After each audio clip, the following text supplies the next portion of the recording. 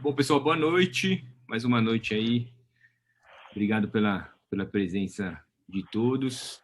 Hoje a gente está começando, então, o segundo encontro aí dessa série, que a gente chama de Free Movements. Hoje, para falar um pouco de world building, ARGs e realidade como jogos. Então, a gente teve semana passada um papo bacana também, e tem mais um na semana que vem. Então, aproveito aí para convidar todo mundo que puder, quem quiser. Semana que vem, quinta-feira, também às 19, a gente vai fazer um último dessa série que a gente vai abordar bastante facilitação, educação e cocriação também. Então, sempre quinta-feira, às 19 horas. Bom, meu nome é Thiago Padovan, estou aqui com o Caio, Davi, grandes parceiros aí do Movements. A gente está aí desde 2018 desenvolvendo algumas iniciativas aí de tanto consultoria e também de iniciativas de educação, de aprendizagem, aí, tudo que envolve inovação, em meta-design, tecnologia. A gente traz um pouquinho de cada uma dessas coisas que cada um de nós trazemos para essa iniciativa, certo? Faz a sua abertura aí, Davi. Nossa, vou brevemente seguir. Me conhece? Sou o Davi, sou historiador, trabalho com processos colaborativos, com educação coletiva e facilitação, com pesquisa também em alguns outros projetos. Boa. Caião todo mundo conhece, mas ele dá um alô também, né? Será que vocês me conhecem? Qual Caio vocês conhecem? Essa é a pergunta. Essa é a grande pergunta. Qual Caio? Será que o nome dele é Caio mesmo? Como faz o Davi direto? Vocês achavam que... Bom, para quem não me conhece, eu sou o Caio, sou arquiteto e urbanista. Trabalhei com isso na década de 90 e gradualmente fui migrando aí para essa coisa que a gente chama de meta-design, que é tentar pensar as relações entre as pessoas, né? Esse espaço de relações na sociedade que a gente chama de realidade. E tem tudo a ver com o assunto de hoje, né? Pensar sobre isso. Aí eu presto consultoria também sobre isso. Caipora! Escreveu aqui Caipora. Depois a Ju. Enfim, e aí a gente aplica isso em muitos projetos diferentes e o que a gente faz aqui no Movements é quando a gente leva isso ao extremo, né? É o nosso ambiente de experimentação mais radical aí. Enfim, com esse clima mais... enfim, esse clima aqui. Não vou nem qualificar. E acho que é isso. Boa, boa. E essa é uma série de conversas de preparação para o nosso curso aí, que começa dia 9 de agosto. Então, tem várias pessoas que já passaram por eles nas outras edições. A Ju, o Léo, Rosinha, o Douglas, todos já estiveram com a gente. Muito, muito bacana que estejam aqui também. E aí, convido vocês a gente vai falar um pouquinho mais do curso aí durante o papo, mas convido vocês a conhecerem também. Depois a gente manda o link para todo mundo aí. Certo? Quer começar com mão na massa ou vamos fazer alguma coisa, Caio, antes? Acho que pode ser a preparação para a mão na massa. E aí depois a gente vai. Pessoal, todo mundo sabe o que é franquia de cinema? Sabe franquia? Tipo Marvel, Star Wars, sei lá, Senhor dos Anéis, Harry Potter. Tipo Disney, pessoal. Não Disney, hoje em dia, que Disney é a meta franquia, né, pessoal? É a franquia que tem franquias. Mas a Disney clássica, lembra do Mickey Mouse, Pato Donald, de Clarabella, Pateta, lembra? Esses mundos narrativos, né?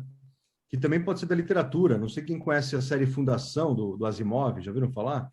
Que está sendo filmada aí não sei se vai ser pela Apple ou pela Amazon, vai ser uma das duas, vai ser uma série aí. Ou então, sei lá, Duna, que agora vai sair mais uma filmagem aí, vai sair pelo... esqueci o nome do diretor, aquele francês que já fez várias coisas legais. Blade Runner, pessoal. Enfim, vocês conhecem.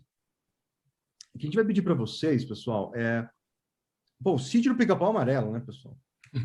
Aproveito, dou uma deixa aí, boa parte do trabalho, que chama-se isso, pessoal, chama-se esse trabalho de world building, criar mundos.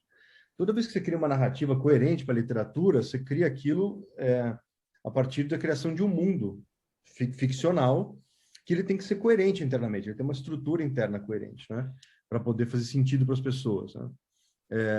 E pode ser as regras mais malucas, só que dentro daquele mundo está tudo bem. Tá? É uma coisa interessante que eu trabalho com isso há alguns anos, porque na minha empresa, o meu sócio, que por acaso é meu irmão, ele é um roteirista bastante renomado e ele desenvolve séries, né? Então eu apoiei ele metodologicamente com o meta design para fazer o world building de séries. Provavelmente vocês verão logo mais. Chris Ullman está conosco, olha só, uma presença transcendental está conosco hoje aqui. Então, pessoal, a gente vai arremessar vocês carinhosamente para as salas paralelas e hoje vai dar certo, Chris, porque a gente não vai usar outra plataforma.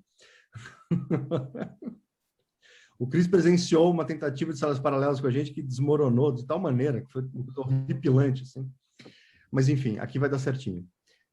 E aí o que a gente queria que vocês fizessem nessas salas é que vocês compartilharem essas franquias ou mundos narrativos que vocês conheçam. Sei lá, cada pessoa escolhe um no grupo mesmo e já compartilha. Puta, eu sou fã pra caralho de Star Wars. Eu adoro esse vídeo de Pica-Pau Amarelo. Eu gosto de não sei o que lá. E eu queria que vocês compartilhassem em 2 momentos. Compartilhar um pouquinho o que você vê de legal nesses mundos narrativos e, em seguida, tentar comparar eles entre si. O que tem de parecido entre esses mundos? Tá? Davi, Thiago, alguma complementação? Não, acho que é isso aí. Acho que vai trazer bastante elemento para a gente continuar a conversa logo na sequência aí. Tá bom. Quando eu vou complementar, eu sempre dou spoiler, eu vou ficar quieto. Tá bom. Vamos fazer pessoal, o quê? Trios. Vamos em trios, pessoal. E, por favor, direto ao ponto, tá? Porque a gente não tem muito tempo. 15 Chegou minutos. lá no trio... Fala, Thiagão, fala, Thiagão. Não, 15 minutos, né? Só para combinar. 15 minutinhos, ou seja, a gente vai dar o toque para vocês quando for dar o tempo da primeira parte, né? Tipo, compartilhar o que cada um escolheu. Então, pessoal, gasta um certo tempo ali. Cada um, se está em trios, a gente tem 15 minutos, vocês têm mais ou menos uns 3, 4 minutos para compartilhar. Tipo, tá, escolhi esse tipo para amarelo. O que tem de legal? Tipo, pode contar, sei lá o que tem de legal. Deixa outra pessoa contar, não interrompe o seu amiguinho quando eles estiver falando. E aí, quando as 3 tiverem falado, aí a gente vai dar um toque. Pessoal, tá dando tempo, vamos para a segunda parte, que é o que tem de parecido entre eles. Aí vocês descem a lenha aí uns dos outros. Certo? Estamos com dia 3, estamos com 16 Sem pessoas. nós, estamos 16, Deixa eu pensar, dividir por 5 3, salas. 5 salas, beleza. Um vai ter 4. Você arremessa eles, Davi, ou a gente... Eu vou arremessar aqui. Valendo? Até daqui a pouco. Valendo. Isso é de qualquer história, mas o universo da franquia aprofunda isso justamente por essa visão sistêmica, que é o de reforçar uma certa cosmovisão, né? Então, vender uma percepção da realidade e trabalhando ela de diversas maneiras. Tem o lance também do crescimento, né, desse universo, a expansão, né, com os spin-offs, né? A gente estava lembrando também tem Guerra nas Estrelas, aí tem Mandalorian. Então, assim, você tem registros de um mesmo universo que acontece em temporalidades diferentes. E aí, dentro desse mesmo universo, tem, né, como a Ana falou, tem esse lance a visão sistêmica das personagens. Cada um tem a sua luta individual e tem essas jornadas, né, o arco narrativo, né, de transformação dessas personagens. E o Luiz trouxe Turma da Mônica, não esqueçamos. Veio o lance talvez um dos primeiros spin-offs que eu tenha tido contato foi, sei lá, Cebolinha ganhar o gibi próprio, Cascão de virar um gibi próprio. Todo mundo começou como parte da Turma da Mônica. Chico Bento, sei lá. Sim. Horácio. Imagina? Horácio. Piteco.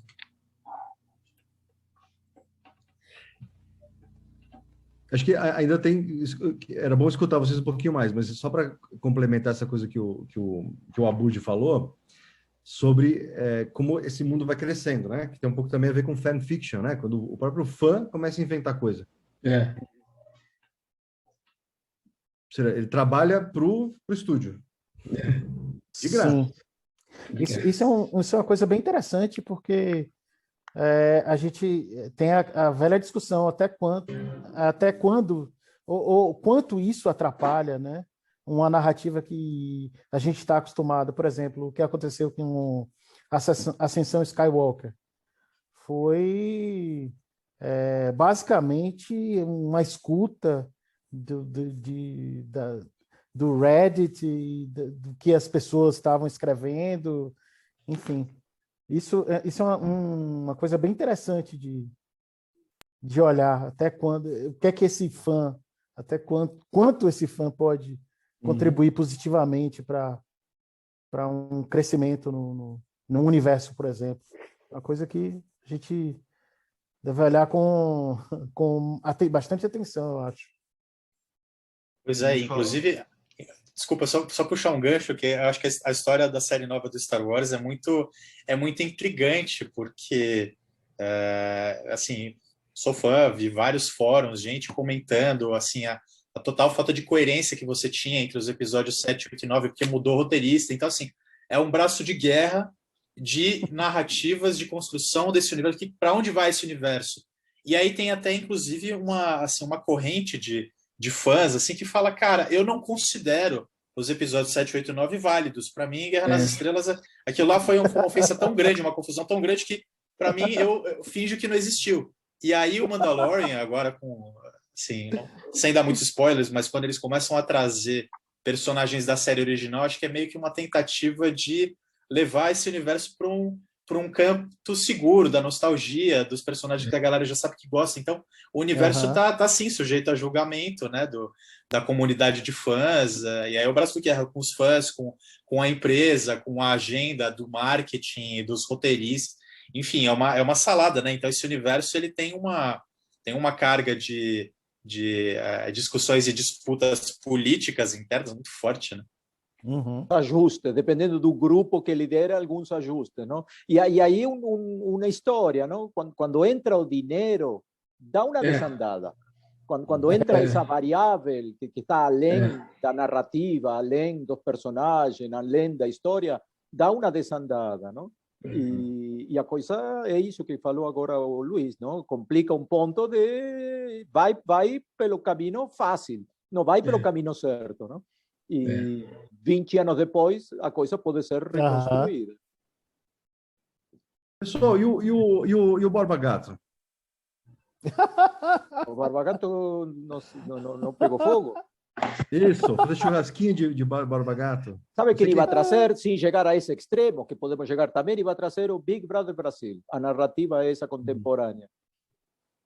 Mas o Borba Gato eu acho que pegou mais pesado ainda. Então, para que, chegando no limite aí, né? Para que falar a respeito de outra realidade ficcional se a gente pode falar da própria realidade? Aí não tem graça. Exato. Não estou a fim de ver meus defeitos e rir deles. Posso rir dos outros. Mas é demais, né? Quem é esse Bandeirante? O Bandeirante é o herói que desbravou as terras selvagens e possibilitou que São Paulo se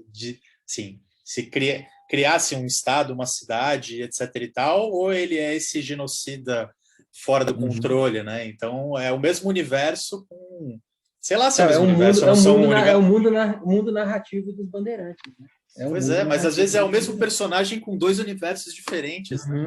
Mas todos Star são... Wars e Adventure é o mesmo. De quem se copiaram? Os nórdicos. Acontece que são os mesmos, né? Mas, pessoal, uma pergunta. E quando o outro é você, mas você não vê o outro em você? Deixa eu contar uma história. Não sei se vocês sabem, alguns anos atrás, o Sesc, eu não sei qual Sesc, acho que foi o Sesc Santo Amaro, que era lá perto do Borba Gato. Faz uns 15 anos, um pouquinho mais. Fez um evento e foi interessante. Eles contrataram um fotógrafo que foi lá, perto do Borba Gato, tirou uma série de fotos do entorno do Borba Gato. Para quem não é de São Paulo, pessoal, Borba Gato é um dos grandes bandeirantes que fodeu com o interior de São Paulo, aí, como o próprio... Estamos vendo aqui. Minas também. Quer dizer, o interior aqui. Lembrando que São Paulo pegava Minas, Paraná, Santa Catarina, até 120 anos atrás. Então, E aí tem uma escultura horrível desse Bandeirantes num bairro de São Paulo chamado Santo Amaro. E é uma escultura horrível. Está lá, faz, sei lá, 60 anos. E aí foram o seguinte, foram lá, tiraram foto dessa escultura do entorno, de um jeito que parecia que a escultura não estava lá. Quem conhecia a região via um panorama que seria onde estava no meio a escultura, mas a escultura não estava lá. E aí começaram a publicar na internet, assim, roubaram Borba Gato. Tiraram o Borba Gato daqui. Mas como? Ah, foram de madrugada com um caminhão, guindaste, arrancaram do chão, botaram no caminhão, levavam embora. Mas como é que foi? Aí, começando a provocar a galera para fazer, o pessoal ia até lá. E aí chegava lá, tava lá o Borba Gato. Falava, que porra, mentiram para mim? Aí o cara voltava no fórum online. Naquela época, né, pessoal? Não tinha WhatsApp, era uma coisa um pouco mais primitiva a interação online, mas foi uma provocação online. O pessoal voltava e falava, porra, como assim? Aí, quando você voltava lá e falava assim, não viu, eu vi o Borba Gato, não roubaram nada, alguém entrava, apagava a mensagem, entrava em contato diretamente com você e falava o seguinte, é uma brincadeira, mas deixa o pessoal acreditar. Foram rodando um tempo, até uma hora que fizeram a seguinte coisa, agora vamos discutir. Aí falaram, não, o Borba Gato está lá, pessoal. E aí fizeram um evento para discutir o Borba Gato, discutir todo o problema do bandeirantismo, toda essa mesma ambiguidade que a gente estava discutindo agora há pouco. É óbvio que o Bandeirantes foi um vilão, destruiu um monte de coisa, mas foi o Bandeirantes que criou o próprio, ajudou, ele foi um grande vetor político que criou o senso de identidade sudestina, digamos assim, né, do Sudeste, que é essa cultura mestiça, muito maluca que a gente tem, muito violenta, pautada pela violência. E a proposta dessa atividade toda foi provocar uma discussão sobre esse movimento que a gente raramente investiga na nossa origem cultural aqui. A gente não vê, o Raposo Tavares, Borba Gato, esses nomes que estão da nossa volta aqui, né? O nome que se dá para essa atividade, pessoal, o nome técnico para essa atividade que eu descrevi para vocês, chama-se ARG, Alternate Reality Game, jogo de realidade alternativa. Vou escrever aqui no chat para quem pegou, Alternate Reality Game. Pode ser que era algo relacionado com a Argentina, por isso eu vim. Como é que é? Eu achei que era algo relacionado com a Argentina, por isso eu vou aqui. Ah, você achou que era Argentina. Mas é óbvio que você ia pensar isso, Christian. Não vou completar. Levantei a bola, ninguém corta, é feio, não pode. Mas enfim, pessoal, vou dar outro exemplo de ARG para vocês. Vocês devem conhecer aquela banda chamada Nine Inch Nails. Já ouviu falar da Nine Inch Nails? Década de 90, pessoal, eles foram lançar um disco, já da década de 2000. Eles foram lançar um disco, eles não queriam promover aquele disco. Era um disco muito politizado, de novo, muito politizado, para discutir exatamente essa normalização da cultura americana que invade outros países por causa de petróleo, etc. Uma crença de que os Estados Unidos é um país liberto, que não tem qualquer forma de repressão, e na verdade não é bem assim. Então, era um pouco o tema do disco deles, falar um pouco até de uma perspectiva um pouco guerrilheira, né, da próprio fazer da música. Como é que eles promoveram o disco? Num show do Nine Inch Nails, eles deixaram nos banheiros públicos, colado na porta do banheiro, com uma fita crepe, um pendrive. E pendrive era uma novidade na época. Então, o pessoal falou, porra, o cara via preso... Ele pegava o pendrive e botava no bolso, claro, né? Chegava em casa, enfiava no computador e aparecia lá um convite para ele e falou assim, olha, esteja em tal lugar, tal hora, você vai ver o que vai acontecer. Só isso. Chegava nesse lugar, era um galpão industrial abandonado, não tinha ninguém, e começou a chegar um monte de gente, fala, você pegou o pendrive? Peguei o pendrive, caralho, que porra é essa? Que é isso? Vamos entrando, começou a escutar um barulho lá dentro do galpão industrial, foram entrar, começou um show do Nine Inch Nails, um show ali, pocket show, só para quem estava presente.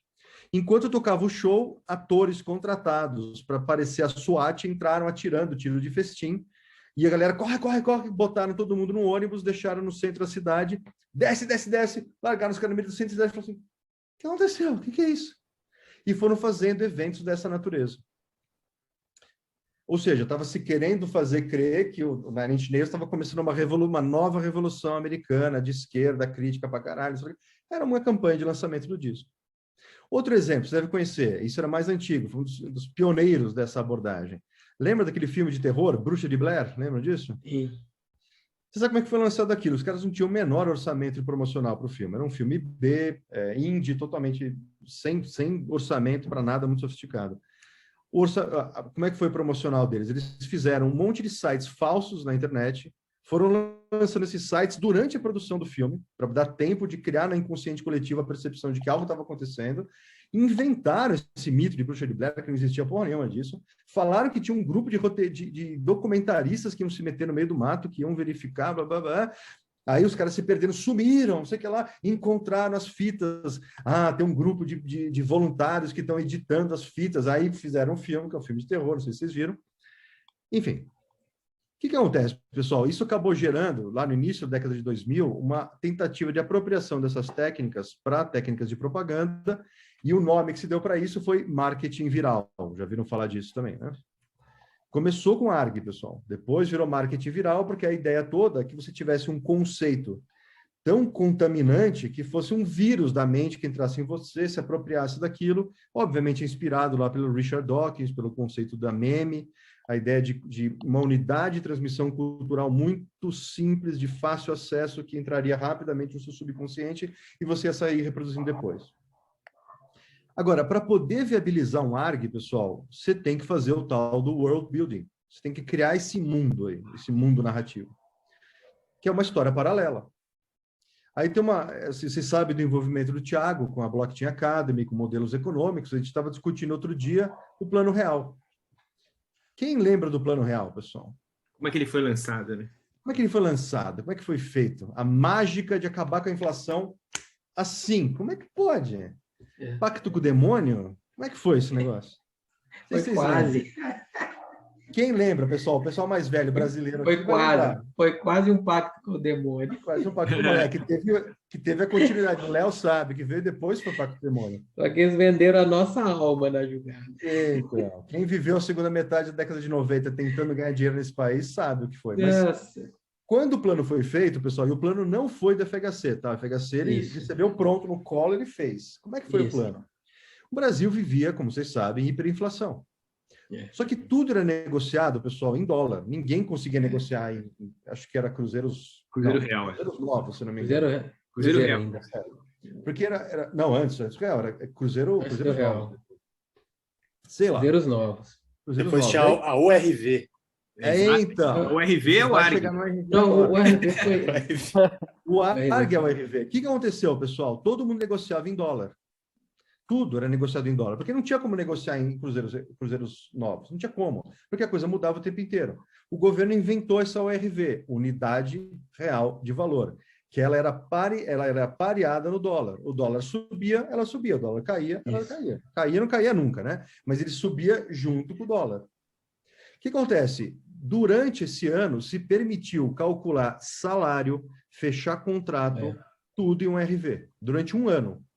O que aconteceu? A sociedade começou a se acostumar a usar uma moeda que não tinha inflação durante um ano. Fazer contrato, lavar contrato. Se você tinha um boleto, você ia pagar o boleto no banco, estava em URV o valor. O cara calculava na hora. Ah, hoje está tanto. Lembram disso? Foi um ano. De repente, de uma hora para outra, falou a seguinte coisa. Sabe o URV, pessoal? O URV, a gente vai ter uma moeda nova chamada real, que ela vale uma URV. Vocês entenderam que de uma hora para outra foi um golpe cognitivo na sociedade. Do tipo assim, vocês estão acostumados a remarcar? Não remarca. Escreve um RV e aí você calcula em cruzeiros novos só no caixa. Tudo bem? Ou seja, todo mundo começou a falar. Porque estava um RV ontem, está um RV amanhã, daqui a uma semana está a mesma URV, estava igual. De repente, de uma hora para outra, acabou com a inflação. É óbvio, pessoal. O que aconteceu? Junto disso, tinha uma puta política cambial fenomenal, que é isso que foi o pacto com o demônio, que acabou ferrando com a economia, porque a economia parou também, né?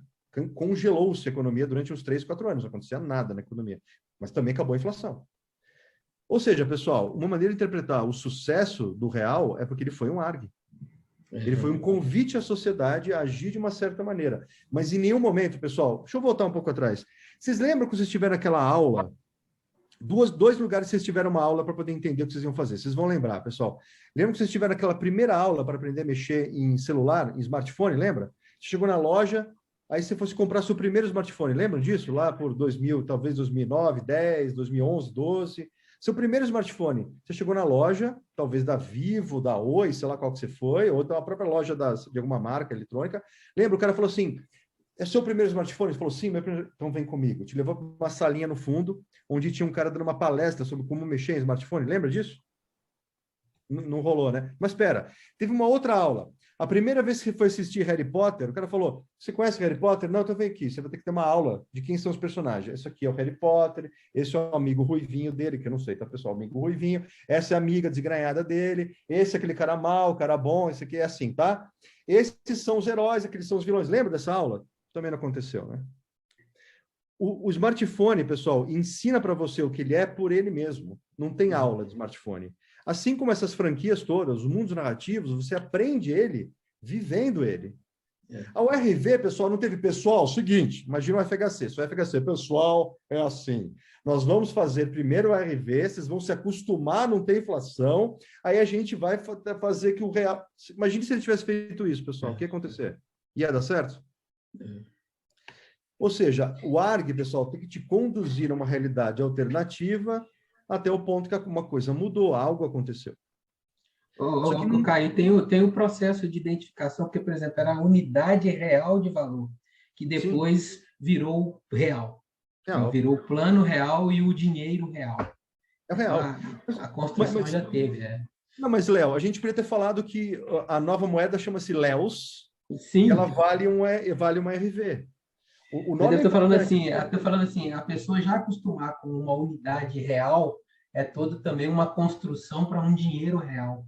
Sim, para aceitar. Né? Se fosse Léo, talvez não fizesse tanto sentido a moeda chamar real. Mas eles já vinham trabalhando com o conceito de um preço real, de uma unidade real durante um tempo.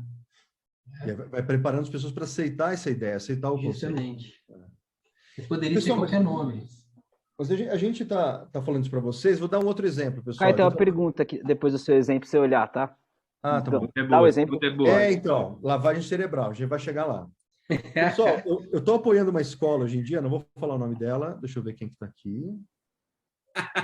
Acho que não tem ninguém de lá. Eu vivo dando fora, né, pessoal? Mas é uma escola de fora de São Paulo. Na verdade, ela vive... É de outro planeta, essa escola.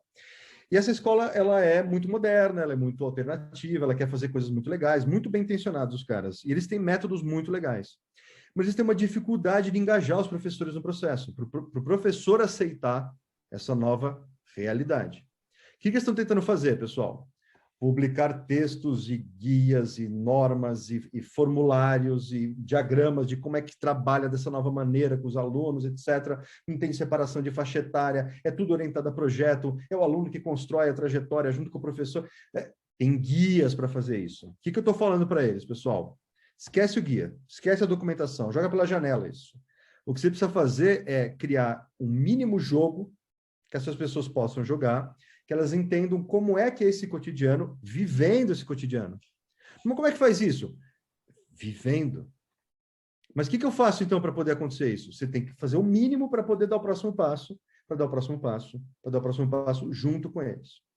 E lembra, ninguém tem dúvida de como se portar numa sala de aula, né, pessoal? Por quê? Você jogou esse jogo durante pelo menos 20 anos da sua vida. Então, você sabe o que fazer. Na hora que você está mudando o ritual da aprendizagem, não tem mais sala de aula, não tem nem aula, é tudo uma vivência. Como é que você faz para as pessoas entenderem o lugar delas? Ah, você explica muito bem explicado. Lembra da aula para o smartphone, a aula para o Harry Potter? Será que vai funcionar isso, pessoal? E aí tem tudo a ver com o assunto que a gente vai discutir com vocês semana que vem, que é falar sobre aprendizagem, porque toda aprendizagem é meta-aprendizagem. Se você quer que esses professores façam diferente, você vai ter que aprender com eles como é que isso vai poder acontecer. É um salto de confiança absurdo. Essa história, não? Queremos que sejam diferentes, mas faça de meu jeito. Não, cara, você falou que era diferente, não de seu jeito. Agora abre o jogo e vamos ver o que dá. Não, mas de isso não, porque assim não é. É de meu não, jeito. Imagina, não, pera. Não, mas aí o professor... Mas, Cris, aí o professor vai inventar o que ele quiser. Me falaram isso, eu falei, mas é exatamente isso. Essa é a parte boa, né? Essa é a parte boa. Eu falei para a pessoa, se você já soubesse como estava funcionando, não tinha que nem que me chamar, né? Eu não serviria para nada, certo? Eu estou aqui por algum motivo, certo? O motivo de eu estar aqui é para você solta e vai construir junto com essa pessoa. Isso.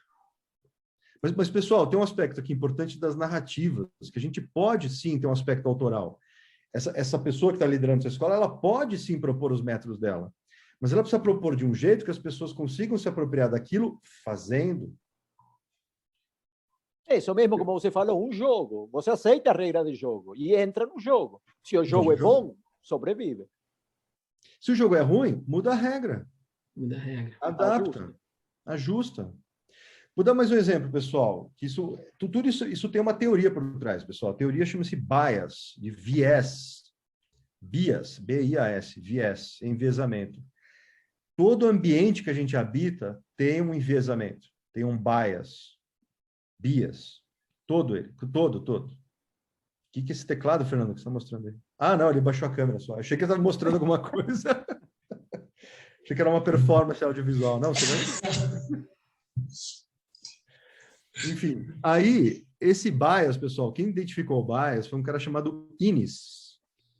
Harold Adams Innes. E ele falou a seguinte coisa, olha, toda tecnologia tem um bias. E o bias, à medida que você usa essa tecnologia, você aceita as regras de entendimento de mundo. Lembra? Alguém falou de cosmologia mais cedo. Cosmovisão, acho que foi a Ana que falou de cosmovisão. Se você aceita essa cosmovisão entra em você pelo dispositivo, pela tecnologia, pela coisa. Você não precisa ter uma aula sobre aquilo. Ele te adestra. A tecnologia te adestra. Isso nem sempre é bom e tem a ver com o que o Abud perguntou mais cedo da lavagem cerebral. Tipo lavagem cerebral. Só que uma lavagem cerebral que não envolve tortura, que não envolve eletrochoque, não envolve te botar dentro de um balde com água, etc.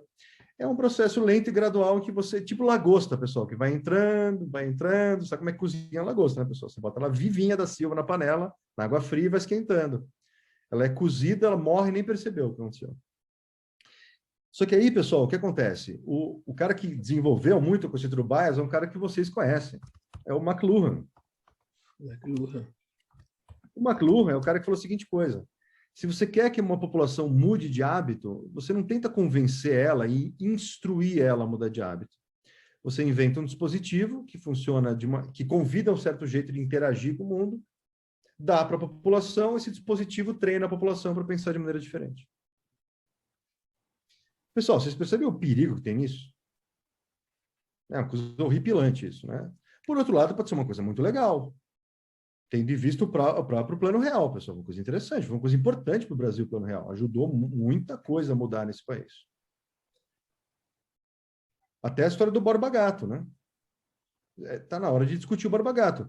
Por exemplo, esse menino que foi lá e está com fogo no Borba Gato, ele foi um pouco ingênuo. Ele acabou botando um alvo na testa, né, pessoal? Criou um problema para ele. Criou um problema. O SESC estava fazendo uma discussão talvez um pouco mais ampla até com o tal do ARG naquela época. Ou então, talvez esse menino esteja participando de um ARG e ninguém está sabendo, porque por enquanto está em andamento esse ARG, né? A gente está... Mas pera um pouquinho, pessoal, qual é a diferença de realidade e ARG? Está acontecendo o ARG agora também. Como é que é, perdão? Está o Pix aí. O Pix é outro ARG. Daqui a pouco vem a moeda brasileira digital. Perfeito, mas não é isso, pessoal? Exatamente. Eu acho que o Thiago podia contar um pouquinho a história do blockchain, não podia? Vocês conhecem, pessoal?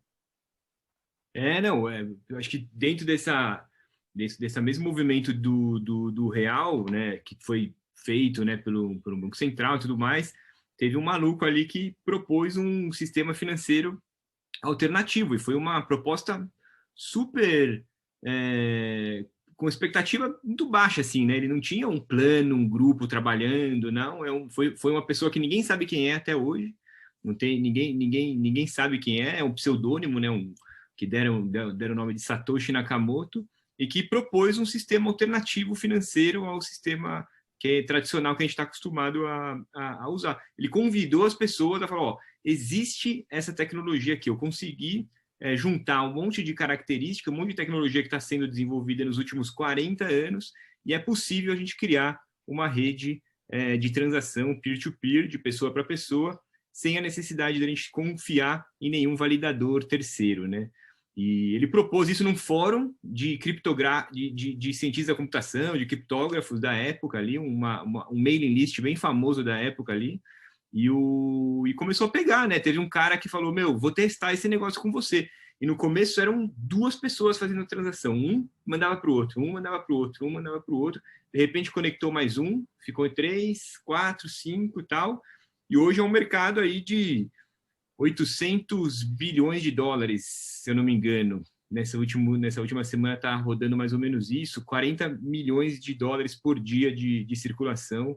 Enfim, começou há 12, 13 anos atrás e mudou muito a forma que as pessoas enxergam dinheiro, mudou muito a forma como as pessoas enxergam possibilidades de trocar ativo, e depois disso o que se construiu, assim, é uma imensidão que é difícil até a gente conversar agora sobre isso. Depois do Bitcoin vieram outras redes blockchain paralelas para propor outras formas de construir aplicações descentralizadas, né? Por exemplo, o Bitcoin é a principal hoje blockchain, né? Se a gente olhar para a segunda, por exemplo, que é o Ethereum, o Bitcoin se propõe a ser um ambiente para trocar ativo, né? O Ethereum ele se propõe a ser um computador descentralizado, né? A gente constrói aplicações imparáveis em cima desse, incensuráveis, né? Então, hoje, por exemplo, é possível você construir um blog que nenhum governo consegue tirar do ar, por exemplo, né? Isso é uma ferramenta realmente muito importante, assim, de olhar com calma, tirando um pouco aspectos especulativos e financeiros, que tem muito que rola em cima disso. As aplicações que a gente pode pensar em cima dessas possibilidades são muito bacanas, né? E foram feitas dessa forma, assim, né? Vamos propor um jogo aqui, vamos ver se vai rolar. Que antes já tinham propostos outros jogos, né? Antes do Bitcoin, já tinham tido várias tentativas de dinheiro digital e não tinham pegado, por alguns motivos, assim, né? Ou porque tinha um ponto de falha, ou o governo conseguia censurar, conseguia tirar do ar, taxava e não conseguia ir para frente, e esse cara conseguiu ali todas as condições para propor e o negócio pegou, assim, né? Então, a gente consegue analisar hoje como esse jogo virou a realidade de muita gente, né? É interessante, né, pessoal? Porque tem falar duas coisas, porque a gente consegue fechar um ciclo de pensamento, né? Que é o primeiro ponto aí é que precisa de uma coerência interna nessa realidade paralela. Então, quando o Satoshi Nakamoto aparece lá, quem seja ele propõe um sistema que tem coerência interna. Ele tem uma estrutura autorreferente que funciona, para de pé. Tipo quando no Harry Potter alguém pega uma varinha e fala uma coisa em pseudo-latim, e aí, pum, explode um troço, aparece uma parede, qualquer coisa, uma mágica qualquer, você aceita isso lá dentro. Existe uma coerência interna naquele jogo. A mesma história com a URV, com o plano real. Se não tivesse a coerência interna, quem estiver jogando o jogo fala, mas por quê? Por que assim? Mas não faz sentido. Até mesmo falando do Star Wars, né? O Abud falou, né? O episódio 7, 8 e 9, eu também não considero, porque eles quebraram alguns cânones básicos do Star Wars. Por exemplo, física não funciona no Star Wars. Eles tentaram explicar uma das perseguições lá com física. Não, que está fugindo, mas está acelerando. Não, não é assim. Não tem isso aí no Star Wars. Essa narrativa não consta no Star Wars. Sabe esse tipo de coisa? Ou seja, desmorona. Aí você fala, pô, mas isso não para de pé. Sabe Castelo de Cartas? Não para de pé, desmorona. E a outra coisa, pessoal, que como a gente constrói isso, né? Aí aproveito e faço um jabá de outro curso. Não tem nada a ver com a gente aqui, tem, mas indiretamente, que é do meu sócio, por acaso, que é um cara que está desenvolvendo um curso de world building para narrativa mesmo, para fazer produtos de mídia. Quem quiser virar escritor, quem quiser trabalhar com cinema, série, etc. Depois procurem lá. Por acaso, meu sócio é meu irmão, chama-se Thiago Vassão. Vocês encontram online material sobre ele. Ele é um roteirista premiado, conhecido, e ele trabalha com world building para mídia, para literatura, para isso. Quem tiver interesse nisso, tem esse outro curso. Quem tiver interesse organizacional, em criar realidades vivenciais, talvez seja com a gente. E talvez eu faça uma provocação para vocês. Não sei quem conhece um filósofo chamado La Boétie. Já ouviram falar do La Boétie? Escreve La Boétie. Fala-se La Boétie. Ele era um cara muito jovem durante o Renascimento e ele percebeu uma coisa que estava incomodando muito ele. Ele escreveu um texto, chama-se Discurso da Servidão Voluntária. Já ouviram falar desse texto? Um dos textos mais importantes da história. Ele fala, por que as pessoas escolhem voluntariamente servir outras e não ser pessoas independentes? Porque ele fala, olha, a gente acha que a sociedade funciona porque a gente está coagido a servir outras pessoas. Se não servir, eu vou ser espancado, morto, violado. E não é verdade, né, pessoal? Raramente acontece. A gente serve voluntariamente. Por quê? Bom, ele sofre, ele chega lá na grande conclusão, que é bem dolorosa, eu sirvo aos outros porque eu sonho em ser servido pelos outros. E as pessoas falam, mas como é que eu convenci as pessoas a fazerem isso? Como? Eu acho muito maluco, porque, pessoal, o que não falta são textos sobre La Boétie. Filósofos de todas as épocas já citaram La Boétie, comentaram, etc. E eles não falam o óbvio, pessoal. O óbvio existe um dispositivo tecnológico que faz com que todo mundo tope esse jogo. o jogo da servidão. Vocês sabem o que é. A gente está falando deles faz uns 10 minutos aqui. Chama-se dinheiro. Dinheiro. O dinheiro é uma coisa, é uma transferência de poder de transformação social instantânea. Quando você pega dinheiro, você consegue fazer com que outra pessoa te sirva. E não no sentido, ai, que horrível, que nem se fosse um escravo se rastejando no chão. Não. Você vai na padaria e fala, ô, vê uma coca. Vai falar, não, por que eu vou te dar uma coca? Porque eu tenho dinheiro. Ah, então tá bom. Tá aqui a coca. Você dá o dinheiro, pronto. Aquele cara que pegou dinheiro, ele pode, depois, na loja de material de construção, e comprar um cano de PVC para consertar a casa dele que está vazando água lá, com o mesmo dinheiro. Ou seja, não é que as pessoas também passaram por um processo de lavagem cerebral para a servidão voluntária e o dinheiro. Não, começaram a usar o dinheiro, começaram a perceber, pô, isso aqui tem uma fluidez, tem uma liquidez incrível esse negócio, hein? Pô, eu posso transferir valor para aquele cara, para transferir para mim, para o outro, para o outro, para o outro. Então, o que acontece? Da onde vem a servidão voluntária? Sistema financeiro. Ah, então vou acabar com o sistema financeiro, aí as pessoas serão livres. Bom, pessoal, aí tem outras servidões piores que existem por aí. Então, não é tanto essa revolução só, mas que tal, por exemplo, que a gente vê o blockchain, quem está controlando esse sistema financeiro? Não é exatamente a mesma pessoa que controla as moedas nacionais, que é um outro tipo de jogo. Ah, então o blockchain vai derrubar os bancos? Não sei, pessoal, mas é certamente uma realidade alternativa. E o legal é a gente ter mais jogos para jogar, né? Eu acho que esse é o ponto, né? O problema grande é quando a gente tem pouquíssimos jogos. Poucos jogos. E aí o negócio fica pesado, né, para o nosso lado aqui. Mas quando a gente tem esses caminhos, né? Quanto mais jogo a gente tiver, quanto mais pessoas com capacidade de criarem jogos também e proporem outros tipos de realidade, a gente vai poder cada vez mais ser livre para escolher e ter o que mais tem a ver com a gente, assim, né? Eu acho que esse é um caminho interessante de pensar também. O Luiz fez uma propaganda, uma provocação legal aqui, que ele fala que uma campanha política ou um plano de governo talvez seria a propaganda de um ARG a ser vivida. Tipo, o cara está convidando você a entrar naquele novo Brasil, né? Aquela nova realidade, assim, né? Eu peguei uma frase tua, Thiago, que você falou, aí até uma provocação no sentido assim, beleza, ter muitos jogos é legal. Você falou assim, propor jogo. Quando a gente vai para uma casa de uma galera e tem lá alguns jogos, e aí a pessoa fala, vamos jogar, né? Aí uma meia dúzia fala, vamos jogar, tudo começa a explicar. Rapidamente alguém já fala, não, vamos jogar a primeira, que aí a gente pega o jeito e vai. Na segunda já rola, na terceira já tá todo mundo se estapeando para ganhar. Só que isso é muito intuitivo quando está nesse ambiente lúdico. Quando você traz para a realidade, a tendência das pessoas aceitarem jogadas teste para aprender é quase muito nula. Aí você falou assim, tem muitos jogos, mas como fazer as pessoas abandonar o joguinho que ela já está acostumada?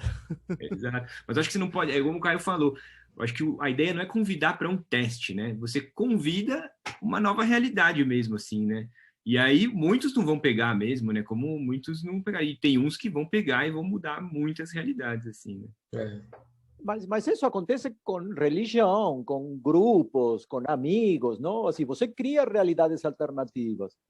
O bar de sexta-feira antes da pandemia, não? A reunião de Zoom com os amigos. Eu gosto de uma coisa que você falou um pouco mais cedo, que é jogo realidade, e você acredita ou vira realidade, dependendo da energia que você coloca para acreditar. Quanto você acredita nessa história, vira realidade. Exato. O problema, talvez, é que final de mês temos que pagar aluguel e supermercado. Se nós conseguimos apagar isso um período de tempo X, talvez você consiga se inserir em uma realidade alternativa. A merda é sempre ter um pé neste jogo, não? Habría que pular com os dois pés para o outro jogo. Então, mas acho que lembrar do outro autor interessante nessa equação aí, que é o Johann Huizinga. E aí ele vai definir o homem e a mulher como o Homo Ludens, não o Homo Sapiens. O Homo Ludens é o homem que joga. E aí quais são todos esses jogos sociais, assim, da gente sair para tomar uma cerveja, quais são os jogos sociais, a instituição do casamento, a religião, ao estado, ao jogo que acaba. E aí, como a gente está condicionado, de certa forma, a gente se relaciona a partir dessa estrutura de jogos que nem sempre a gente percebe, né? E aí ele vai teorizar sobre isso, falar de como, da criação desses ambientes, do círculo mágico, quando você percebe que está entrando dentro de um jogo e criar todo esse universo, né? Mas essa coisa que o Thiago falou mais cedo é muito importante. Porque, Cris, a ideia da substituição é sempre um problema. A gente precisa sobrepor as coisas. Ficar entre os jogos. Então, não é nem um jogo e outro jogo. É 1, 2, 3, 4, 5, 6 jogos diferentes. Nessa transição entre jogos diferentes, a gente também consegue encontrar liberdade e outras maneiras de agir. Outras formas de agir. Mas nós já fazemos isso, Caio.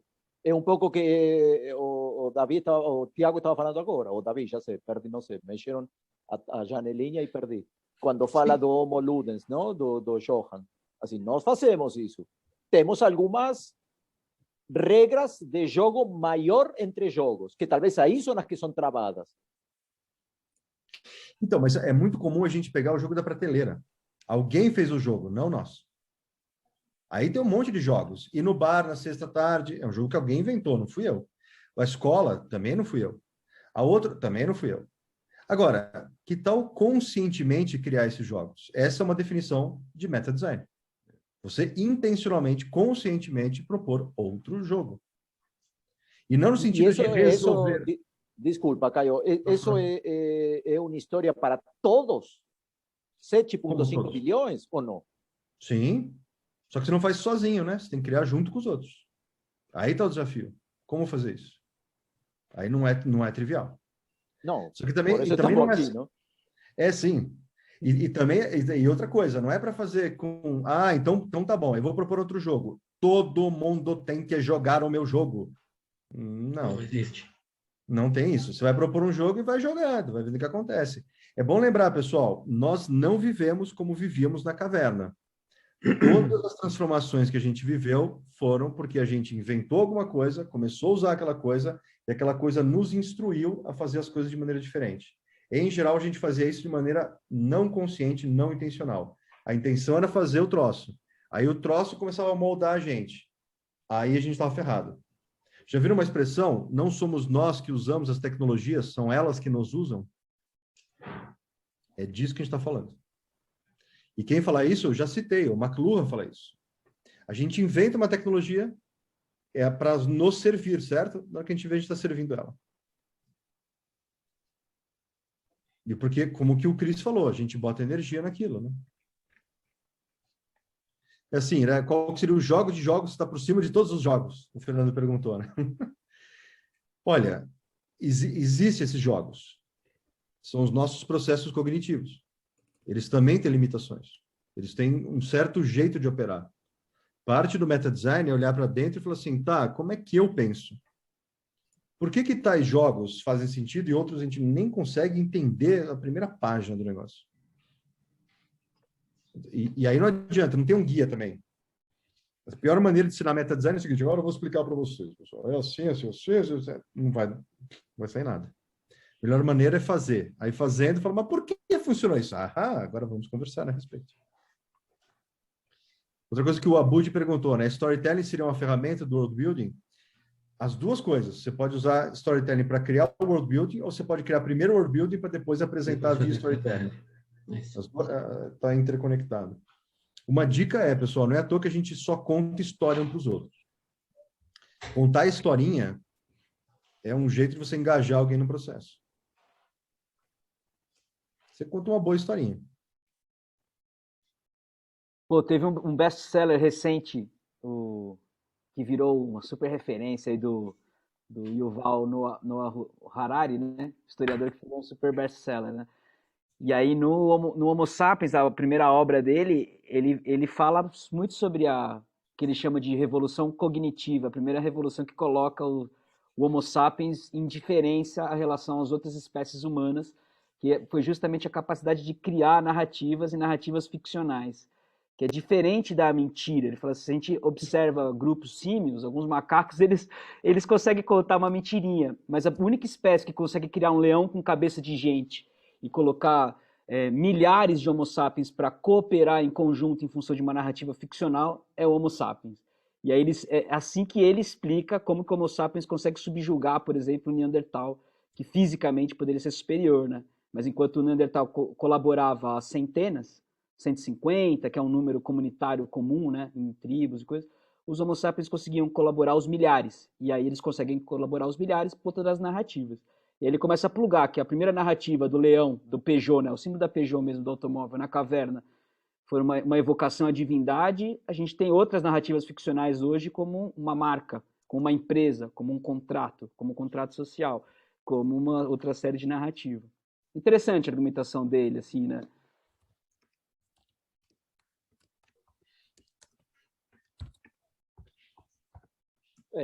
Você trouxe agora um pouco essa história, não? Quando estávamos falando de sistema financeiro, de jogar o jogo, do dinheiro, da fluidez, da liquidez, que funcionou muito melhor que o trueque ou a troca, eu fiquei pensando isso, não? Mas como se administra ou como entra nesse jogo a má intenção, a malandragem de ferrar o outro, não? E isso é o que eu vejo no sistema financeiro.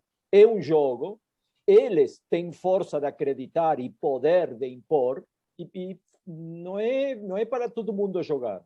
Assim, é o joguinho deles, com outras consequências que andam por trás que não formam parte do universo deles.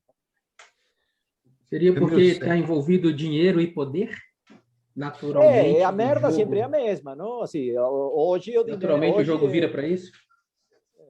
Antes mandava matar ou prendia. Hoje nem precisa.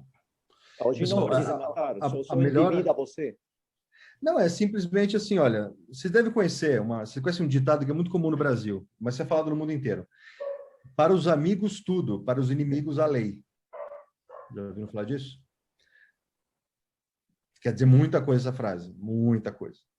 Então, tem vários jogos sobrepostos, né? Tem os jogos que a gente joga nos cabais, né? Nos grupinhos fechados, os jogos que a gente joga coletivamente, aberto para todo mundo jogar. Uma dica importante, pessoal, é que quando a gente usa a palavra jogo aqui, a gente está usando uma palavra muito ampla, no sentido muito aberto da palavra. Até tem um autor interessante também que escreveu um livro chamado Jogos Finitos e Infinitos, James Carse, né? E ele fala que os jogos finitos são esses jogos que tem ganhador, perdedor, tem norma, regra, tem tabuleiro, algo assim, né? E o jogo infinito é um pouco o que a gente joga na vida, né? Tipo, tem muito mais a ver com dramatização e estar presente do que, de fato... Isso aqui não tem regras? Não tem. Isso aqui não são exatamente regras, a gente pode também chamar de hábitos. Tem uma discussão filosófica epistemológica profunda aí, pessoal, tá? Ou seja, o que são as leis da natureza? Alguém falou, né? Que a natureza seria esse metajogo mais amplo aí. Ou então as próprias leis da física seriam, mas leis? Como assim leis? Muita gente fala de modelo jurídico de ciência. Já ouviram falar disso, pessoal? Os antropólogos falam da ciência assim, peraí, por que lei? Como assim lei? Lei da gravidade? Que lei, cara? Isso aqui não é a Constituição que tem. Agora, o cara rompeu a lei da gravidade, vamos prender esse filho da mãe. Não tem lei nenhuma. E aí tem uns outros epistemólogos, gente que estuda epistemologia, estuda ciência, fala assim, e se não forem leis, forem hábitos? E se não for exatamente nem isso, for meramente um encadeamento, o certo jeito que as coisas estão encadeadas no mundo faz com que as coisas aconteçam de uma certa maneira. Só que aí, pessoal, a gente chega num conceito importantíssimo para nós aqui, que é realidade. E aí, provocação para vocês. Vocês já viram declaração de missão e visão de empresa? Uhum. Tem coisa mais artificial e inócua do que isso? A missão, a visão da empresa. Legal. Aí você vai aprender mesmo que a empresa faz como? Jogando o jogo daquela empresa, né, pessoal? Coisas que nem sequer são declaradas. Você meio que saca no ambiente. Fala, tô sacando como é que é o negócio aqui. Aí você vai ver qual é da empresa mesmo, independentemente do que ela declare para os outros, que ela seja. Isso tem a ver, pessoal, com... Se te interessa, e aí até provoca o Cris nisso, porque o Cris é um cara que quer transformar as coisas, eu conheço. De maneira muito interessante, inclusive. Como é que a gente convida as pessoas a fazerem outras coisas mais pelo próprio processo que você convida elas, e não tanto convencendo elas de que aquilo é melhor. Tipo, eu vou fazer isso, vocês topam? Isso é legal, vamos viver essa coisa? Vamos, pô, funciona isso, funciona, então vamos fazer mais disso. Pô, funciona, mas não tão bem, a gente podia fazer um ajuste aqui, vamos ajustar esse negócio.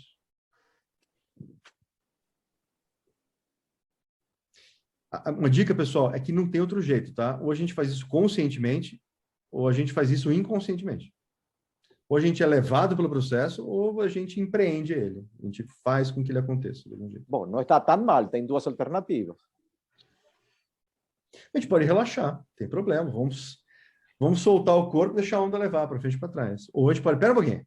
Deixa eu nadar até aqui, pegar um troço. Deixa eu pegar um remo aqui, deixa eu subir num pedal aqui. Pessoal, alguém já... Conta uma coisa, pouca gente sabe. Eu já quase morri afogado 4 vezes na vida. 4 vezes? Você não aprende, hein? Pois é. E porque eu nado super bem. Eu já fiz natação, nado tudo, mergulho, pulo de trampolim, escambau. Até por isso eu quase morri 4 vezes. Porque eu pulo na água, vou morrer afogado, eu me jogo na água. O que acontece, pessoal?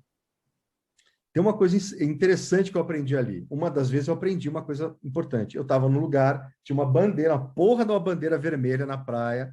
Eu falei, foda-se, me joguei na água. De repente, comecei a tomar caldo. Eu olhei a volta, o que eu vi? Tinha vários surfistas, todos em cima de prancha. Na hora, veio na minha cabeça, que burro, cara. Eu teria que ter uma coisa me botando para fora da água para eu poder boiar. E aí eu poderia remar. Aí eu chamei, amigo, literalmente chamei um amigo. O cara veio com a prancha, me segurou, ele sacou na hora, eu subi em cima da prancha, ele me levou para fora da água. Eu falei, foi mal. Eu falei, porra, meu. Ele falou, presta atenção na bandeirinha. Eu falei, foi mal. Mas o que foi subir na prancha? Eu mudei a regra do jogo. Se eu estivesse jogando aquele jogo, tentar nadar e sair da água no buraco, eu não ia sair nunca. Eu ia morrer ali. Subi na prancha, eu mudei a regra do jogo. Agora eu estou boiando. Agora eu não sofro mais a influência da onda do jeito que estava sofrendo. Meu corpo está fora da água. Aí é fácil nadar, né? Vamos lá.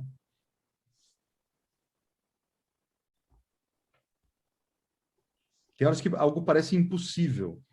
Para ser possível, você tem que mudar a regra do jogo. Porque segundo aquelas regras, é impossível. É inimaginável fazer de outro jeito.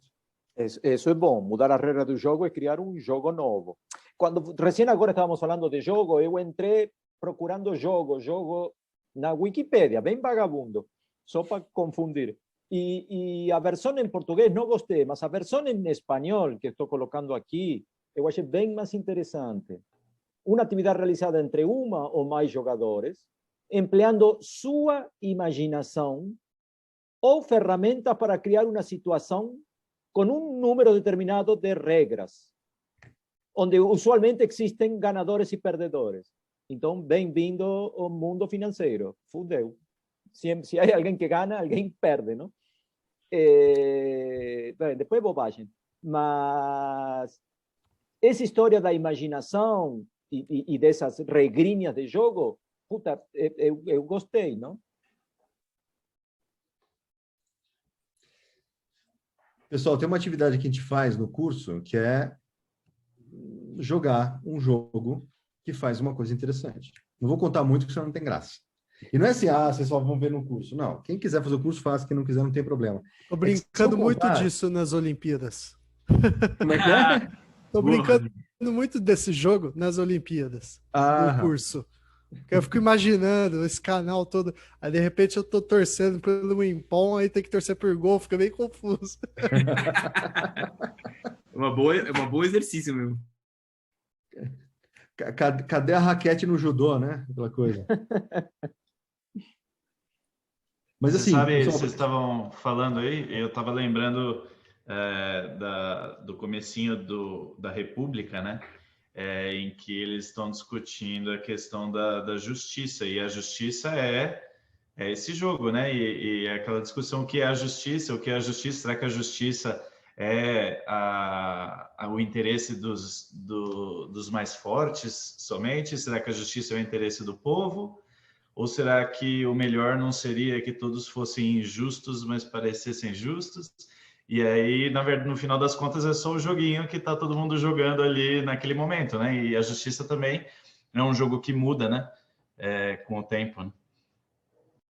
Olha, Incrível, Diego, eu não queria comentar, porque eu acho que ia fugir um pouco do assunto, mas, por exemplo, a Angela Davis, que propõe o abolicionismo penal, eu gosto de ler esses teóricos, ela fala quem define o que é crime e quem define quem é criminoso. Ixi, travou, Rosinha. Travou na melhor parte, ó. Entrou algum algoritmo e travou. A Angela Davis, não. Vai travar tudo aqui, né, pessoal? Travou, Rosinha. Fala de novo o que você estava falando. Eu não sei onde parou e vi que parou bem na hora que é crime, quem define que é criminoso. A Angela Davis, ela coloca na provocação, na teoria dela, que para as pessoas pensarem quem define o que é crime e quem define quem é criminoso na sociedade, no caso americana. E no caso também tem muitos estudiosos brasileiros que fazem a mesma coisa. Antes que a gente... Não, fala, Cris. Talvez aí podemos tirar o dinheiro e só sobra o poder, não? O dinheiro é bobagem. Pessoal, tem um escorregador conceitual que a gente pode entrar aí, que é para ficar mais umas 2 horas. Mas tem a ver... Aí eu vou deixar só provocado aqui, tá? Tem a ver com a relação entre comunidade e estatuto, e normas. Normas formais. E aí são 2 jogos muito diferentes que a gente joga nesses 2 âmbitos sociais. O choque entre eles, me parece que é um novo jeito de fazer política. Que não tem nada a ver com fazer com uma revolução. Até porque, pessoal, se você pegar os teóricos mais radicais aí, quem tem interesse em teoria política, etc., eles dizem a seguinte coisa: a revolução, usando os termos desse nosso bate-papo de hoje, tá? A revolução é um jogo que tem uma regra clara. Tem que mudar tudo para que nada mude. Então, revolução, pessoal, não é bem revolução que nos interessa, né? Desculpa, Caio, isso foi consciente? Como é isso? Qual é a origem? Sempre se soube isso e nunca se falou? Algumas pessoas dizem que sim. É controverso isso, tá, Cris? Mas é controverso, mas é uma coisa que se sabe. Você trabalha com teoria política, o pessoal fala, a revolução é ótima para você chacoalhar as coisas e cair no mesmo lugar. Então, o mais interessante é uma transformação gradual, muito relacionada no Gato Pardo, exatamente. Quem conhece um que é chamado conceito de máquina de guerra, do Deleuze, está falando sobre isso, pessoal. A máquina de guerra, no Deleuze, que vem lá do Clastres. Por isso que eu falei que é um escorregador que você entrar, pessoal, a gente vai parar daqui a umas 3 horas. Mas a provocação dá para mudar as coisas e nem tem a ver com filiação política. Tem a ver com outros jogos. Isso, também acho. É impressionante como dá para fazer as coisas diferentes. Quem tem gente aqui, pessoal, que está acompanhando a gente num projeto grande que a gente está envolvido, que é da PNDU, que é a Política Nacional de Desenvolvimento Urbano. E lá, pessoal, a gente está discutindo coisas bem sérias e não tem nada a ver com disputa e conflito. Sabe essa coisa de trabalho político enquanto luta? Vamos lutar, não tem nada a ver com isso. Tem a ver com o que a gente vai fazer nesse tema. O que a gente vai fazer contra aquele negócio? Vamos fazer assim, assim, assim. Aí, o que você acha disso? O que você acha daquilo? Eu tenho falado muito que a colaboração é outro jeito de fazer política, que não tem nada a ver com ficar disputando quem está certo, quem está errado. Não tem nada a ver com isso, tem a ver com outra coisa.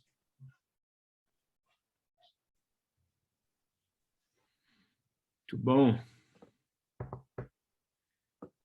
Como estão aí? 8h30.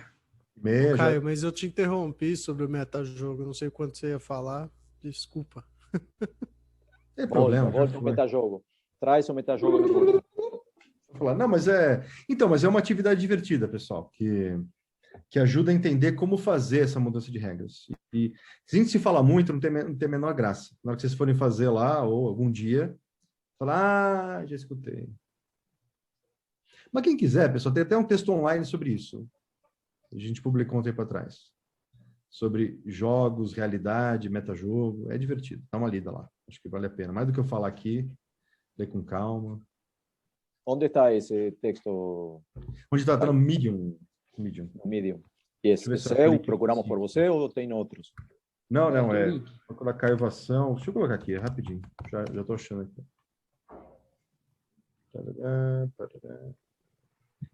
Ué? Incrivelmente, Pagaram você. É o algoritmo. Apagaram, hein? Não, foi o carinha, como é que chama dele? o Google fez um search de um jeito que apareceu outra coisa completamente diferente. Pronto. Outro Caio Vassão. Desse mundo paralelo que temos limitações em enxergar. E para que existe um outro Caio Vassão, pessoal, ele é um primo meu de 3º grau. Porque Vassão é a mesma família. Vassão não tem nem outro lugar do mundo, só tem no Brasil. Entre Minas e Paraná, só tem aqui, pessoal. Vocês encontram Vassão de qualquer cor possível e imaginável, pessoal. E é tudo parente, por incrível que pareça. Vamos ver de que se trata isso.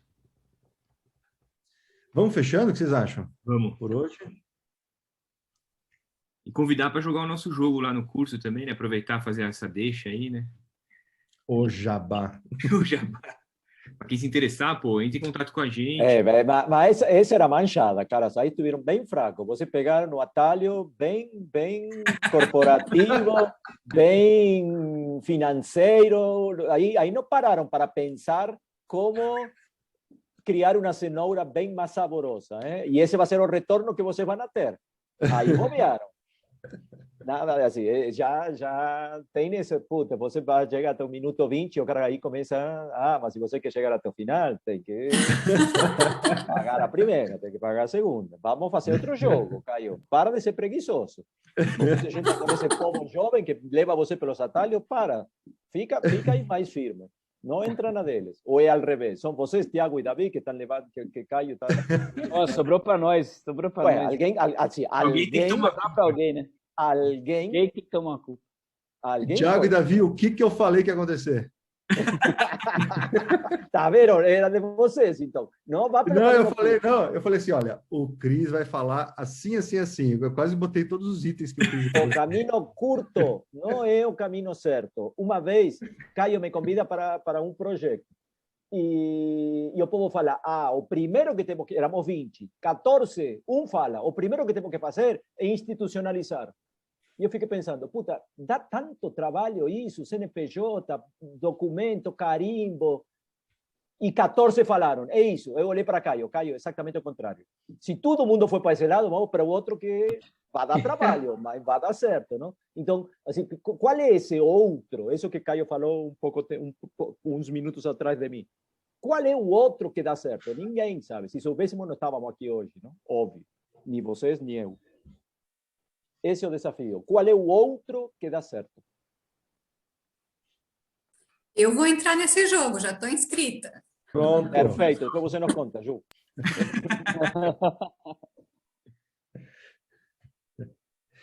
Ai.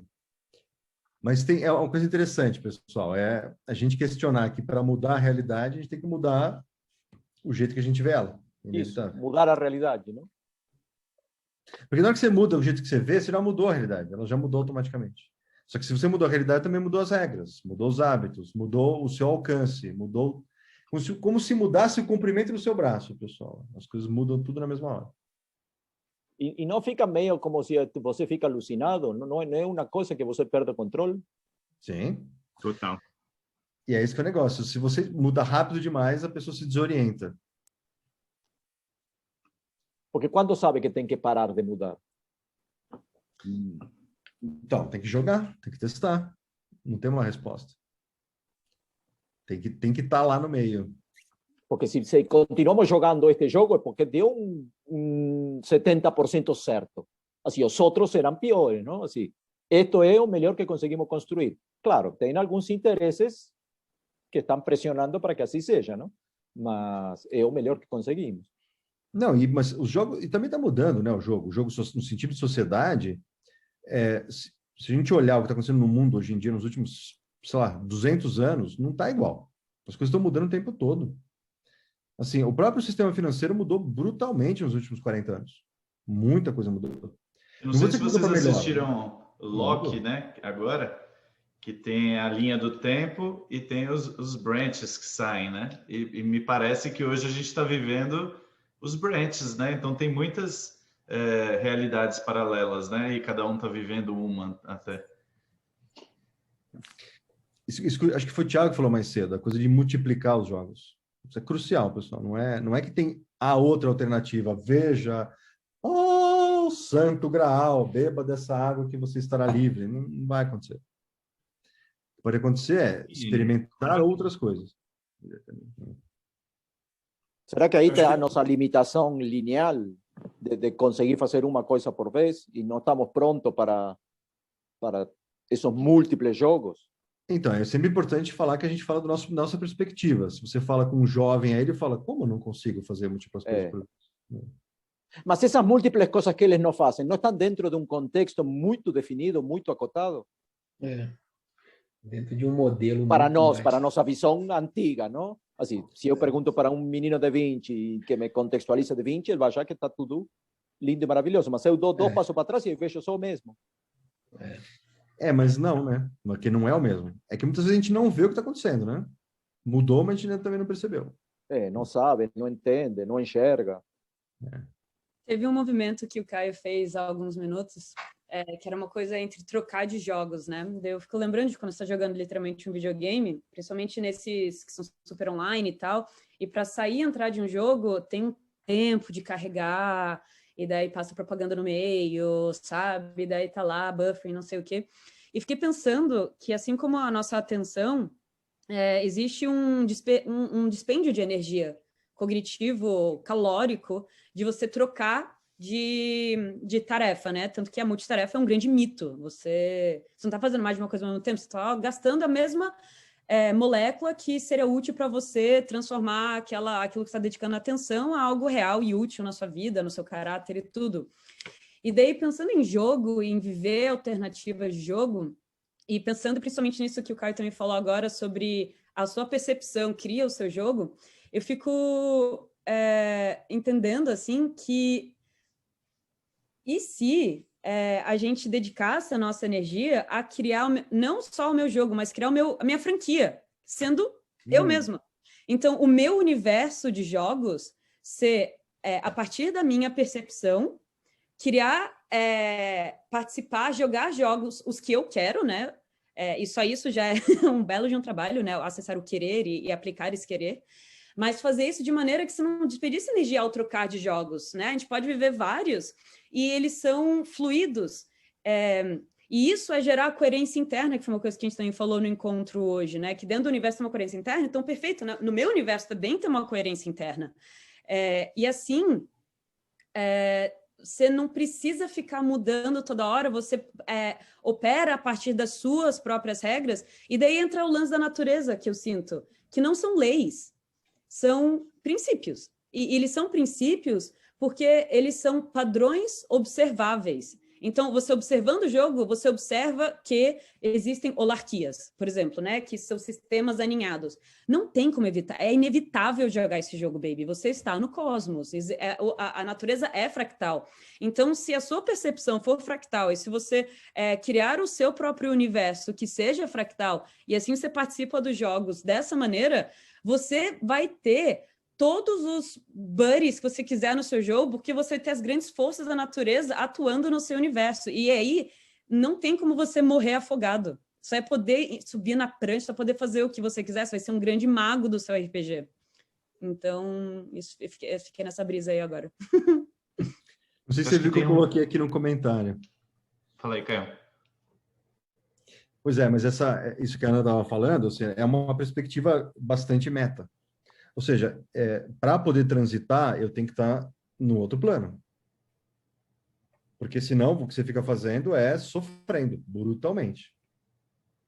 Essa capacidade de dar um passo para trás e ver o todo. E sacar. Para mim tem a ver também com essa percepção de carreira, né? Porque a gente tá habituado nessa sociedade a entender o que você vai ser quando crescer, a carreira e tal, né?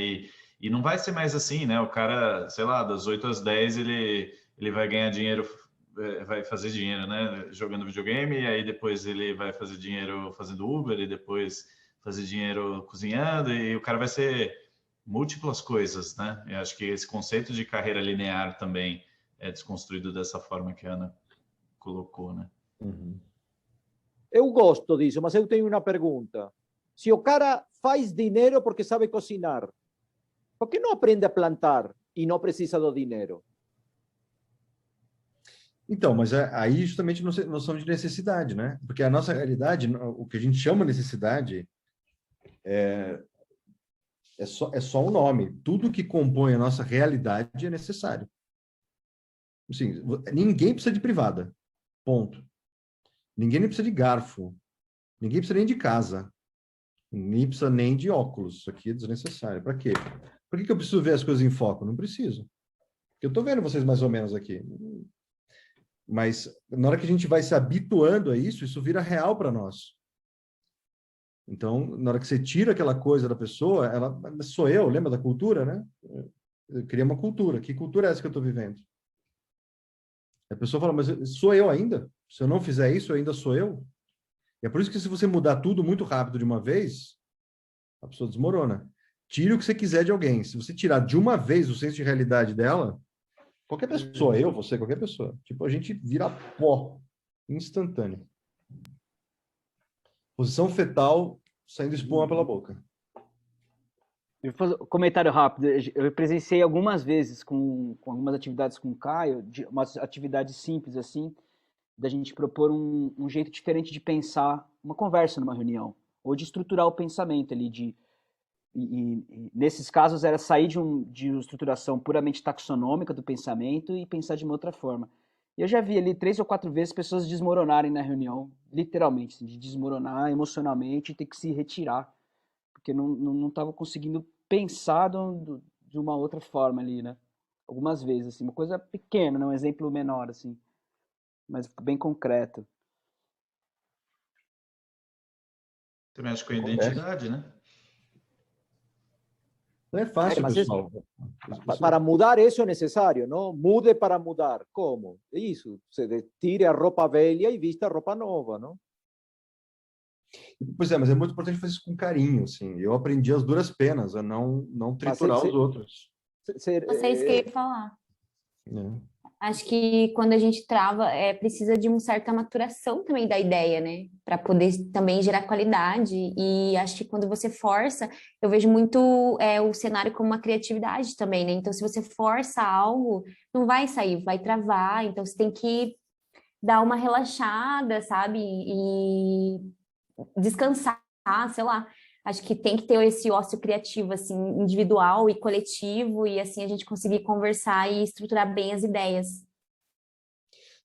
Sabrina, você precisa permitir que o seu subconsciente se auto-organize de outra maneira. Eu acho que o Lucas ia falar alguma coisa. O Lucas ou o Fernando? Eu ia comentar que a Sabrina comentou sobre a maturação da ideia. Assim, acho que é importante, tipo, a ideia não ficar maturando, mas tipo, não num sistema hermeticamente fechado, né? Tipo, maturando a vácuo, assim, mas uma maturação mesmo ali com as bactérias que deixam a carne mais mole, maturando, curtindo ali, né? Tipo, pegando o sabor, assim, né? E acho que tem bastante a ver com isso. Eu, pelo menos, às vezes eu fico maturando umas ideias hermeticamente fechadas, assim. E aí eu vou apresentar, vou querer botar assim, e, obviamente não combina, né? Com o sabor da comida ali, e tem rejeição, né? Então, estou apanhando aqui também nessa luta para saber, né, como fazer essa transposição de jogos, né? Um pouco do que o Cris falou também do quando, né? Tipo, acho que o quando a gente nunca vai saber, né? Por isso que a gente tem que fazer iterações e inspeções frequentes, assim, né? Sempre estar atento a isso, assim, né? Aí o como depende do porquê a gente vai parar de jogar um jogo, né? Acho que é, tipo, aí na hora que tipo, a gente define o porquê e aí na hora que o quando acontecer, aconteceu, assim, né? Mas aí o porquê, talvez aí é difícil, porque são princípios, são valores, né? Tipo, é uma cosmovisão, né? Talvez essa mudança que estamos falando agora tenha a ver com esses momentos contemporâneos, não? Assim, as novas gerações exigem novos modelos, mas isso de ser goela abaixo na educação funcionou bem até ontem, não? Assim, quem não foi goela abaixo em nossas vidas de escola, não? Assim, sempre você teve que gostar, acreditar do jeito que quem estava na frente falava e nos trouxe até aqui.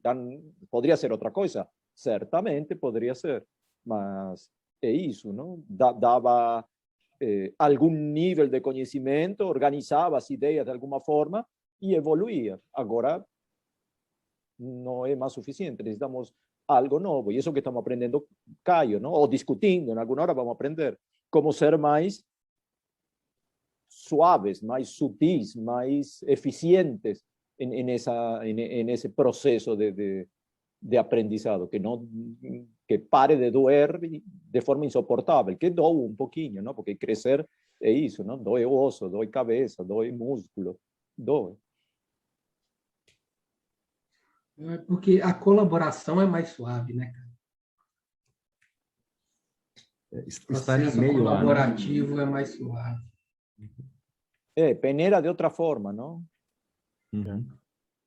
Se permite outras coisas. E acho que quando a gente muda no coletivo, a dor é um pouco menor, assim, né? O outro tá mudando junto com a gente, então estamos todos juntos nessa, né? A gente muda sozinho, parece que é um pouco mais dolorido, né? A mudança. Trabalho em comunidades, né? Trabalho em rede. Eu me identifiquei muito com a fala da Ana. E o curso foi muito isso que a Ana falou, e principalmente do como a gente não teve a interação física, né? De se localizar pessoalmente em tudo isso, né? E começar a pensar em mais ações que eu possa fazer naquele momento. E essa semana eu vejo muita gente brigando e discutindo na internet. Eu só pergunto às vezes para mim e para as pessoas: você já olhou o WhatsApp dos seus pais hoje ou dos seus avós e viu o que eles estão passando para frente em relação ao mundo de informação e alimentando que o Zuckerberg está fudendo com a nossa vida? E aí todo mundo, mas isso não é função minha. Não, é como assim, né? Aí no curso deu para entender muito essas coisas de se localizar. Eu fiquei fascinado pelo curso e pelos papos que ele proporciona, tipo esse aqui. Me vem uma imagem, tipo, de mergulhadores, quando estão muito abaixo d'água, eles estão jogando um jogo de não sei qual pressão, né? E não dá para subir para a superfície imediatamente, porque existe a chamada doença dos mergulhadores. Existe uma oxigenação louca no sangue, a pessoa, explode, uma coisa muito louca. Assim como pessoas quando estão no nosso nível de atmosfera e vão para fora do planeta. E aí eu fico pensando, como é que é essa transposição de jogo entre o fundo do mar e a superfície? E precisa de basicamente duas coisas. Tempo, você tem que ir com calma, e respiração. Você tem que só continuar respirando. E acho que é bem que a gente estava comentando agora, nessa calma e nessa fluidez, que é vivendo o jogo a partir de um convite e não goela abaixo, que essa revolução vai poder começar de dentro do seu pulmão até os níveis estratosféricos. Tem uma coisa de gradualidade aí, Ana, e até essa coisa que o Lázaro falou, né? Eu acho que essa jornada é sempre meio solitária. Não precisa ser, viu, Lázaro? Assim, não precisa ser. E para mim foi durante muito tempo. Eu sempre falo com os dois aqui. Fala, Lázaro. A jornada, quando não é solitária, é uma jornada de terapia, não? Coletiva. Eu sei quem já fez terapia coletiva, pessoal. É muito mais legal do que a individual. Mas aí o terapeuta também terá que estar nessa nova realidade. Que não acho legal. Eu curti, assim. Eu fiz uma vez de psicodrama e aí tinha duas adolescentes, assim.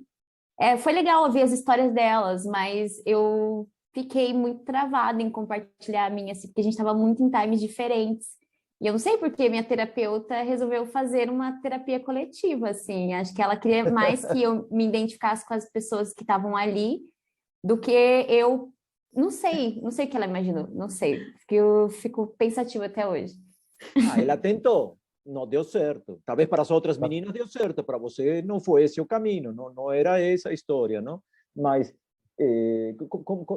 aí é o desafio, como se construi tudo isso? E isso, testando, a ver, assim, quantos erros cometemos para chegar até aqui, não?